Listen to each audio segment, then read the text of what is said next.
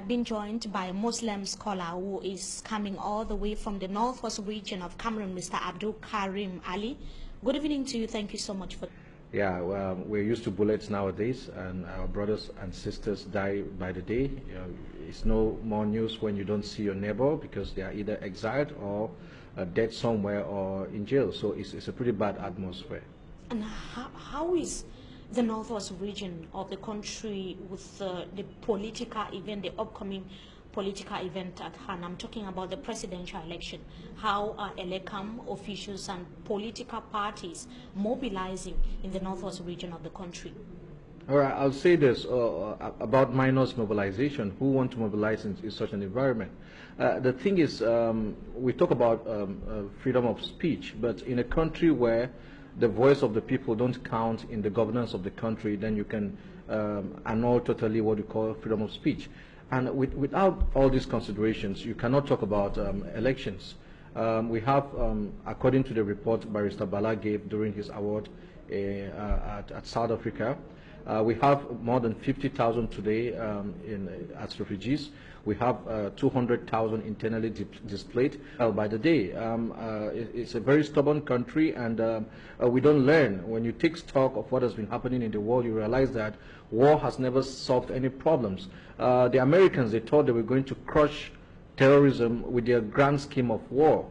They went to Afghanistan after 9/11, blazing with fire and arms and ammunition. What does that got us to? Before 2002, there hasn't been a single suicide bombing in in Afghanistan. In between 2002 to 2014, we've had 1,892 suicide bombings, killing over 20,000 people.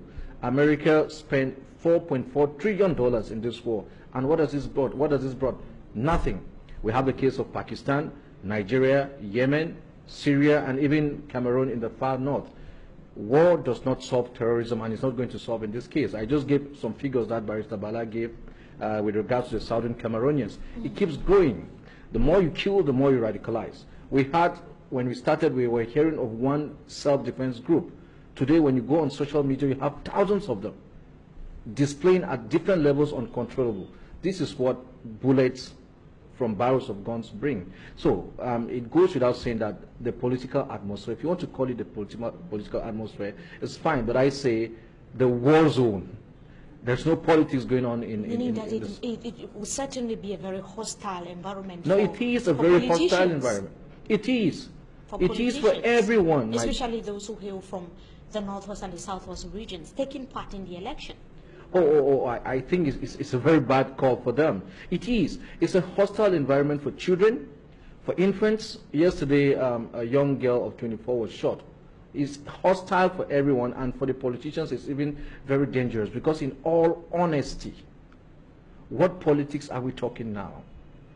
Is it really partisan politics, or it's real politics?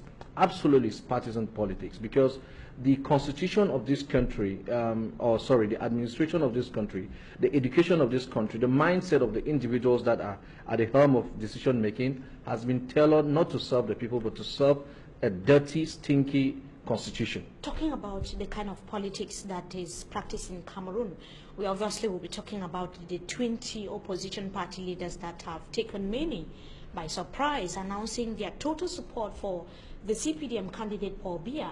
But talking about the situation in the northwest and the southwest, as a Muslim scholar, what is the proposal or recommendations that you are giving? You hails from that part of the country. What could be the solutions that you're proposing as a Muslim scholar? All right, okay. Bismillah ar-Rahman ar-Rahim. Let me begin by saying what the Quran says in this case. The Quran makes it clear that we should follow God, follow His prophets, and of course follow those that are in authority. That's Quran chapter 4 verse 59. But it continues to say that if those in authority do not agree on a matter, for example, Southern Cameroonians are not okay with what is going on in this country. If those in authorities are not in accordance with the matter, get back to what Allah has said, that is God, and what the prophets have said. Cameroon has to understand that. And what does the Quran say very clearly in the 4th chapter, verse number 135? It says that stand firm on justice, even if it means against yourself and parents. So my advice is simple, and I'm sure this country, well, is giving advice is as much as throwing water on a deck's back. It is the same. We don't solve problems like this with a gun. The president who declared his war has to call for a ceasefire, a unilateral one, demilitarize the zones. Trust me, madam, his military are worsening the situation. They don't even understand the local language. I'm talking about English language of the people. How do you go to solve a problem to a people that you can't communicate to? You need to demilitarize the zone. He needs to say a few words only. I am sorry. Just like a very good answer to a question you don't know, I don't know. He needs to say he's sorry. He needs to release all Southern Cameroonians in the jails in Yaoundé, Douala, Boya, Bamenda, and of course, he needs to grant amnesty to all Southern Cameroonians who could not come back to this country because they mentioned something about Southern Cameroon. Those on exile. Yes. And then, of course, finally, he needs to go into dialogue. That is it. The Quran speaks about dialogue at very levels. The common language used almost by all in Cameroon and abroad. Now, talking politics in the country, we have 20 opposition party leaders that say that they are supporting the head of state. What do you have to say about that? These are opposition party leaders known and recognized by Cameroonians. They say that they are standing behind the head of state or the CPDM candidate who is Paul Biya. What is your reaction? Well, it begs the question if they were oppositions. No, I think they're not. Mr. Biya has had one opposition. Unfortunately, that opposition has been whitewashed. The only time there's been an election in this country, by my understanding and the little knowledge I have, was 10 years after he ascended onto power, 1992, and he was won by Nigel Funde. After that, there's been no opposition. Which was not official, of course. So there's been no real opposition. You can see that this guy simply went for the ego of the 80 million. Is it 80 million they give them for campaign? Yeah, that is what took them there, and someone has promised them better. You can see, like the guy at CPP, you see where his energy is coming from the Minister of Territorial Administration. All this is crazy. And some of those recognized by the minister were part of the opposition party leaders that were actually standing behind the head of state. We have Bapoli Pot of the UPC political party and Tita Samuel Fon that you are talking about as well.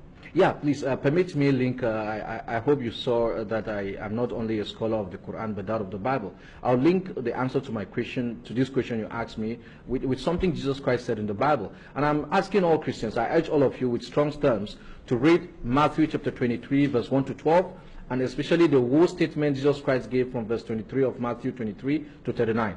I'm not going to waste time reading all of the passages. Let me go to verse 23. Yeah, verse 23 and 24.